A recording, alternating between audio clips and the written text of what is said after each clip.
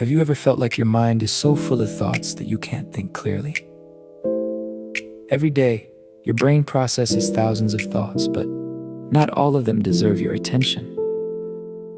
The more distractions you have, the harder it becomes to make good decisions. Strong emotions often make us react instead of think. The first step to clear thinking is simple. Pause before you react. One deep breath can calm your mind more than you realize. Ask yourself, is this thought actually true? Separate facts from assumptions. A quiet environment creates a clearer mind. Writing your thoughts helps organize your mind.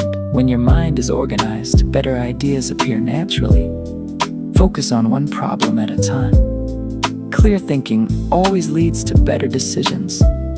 A well-rested brain thinks faster and smarter. A calm mind sees opportunities that a busy mind misses. Train your mind every day, and clear thinking becomes a habit. Your greatest strength isn't intelligence, it's clarity. Think clearly, live wisely, and make better decisions every day.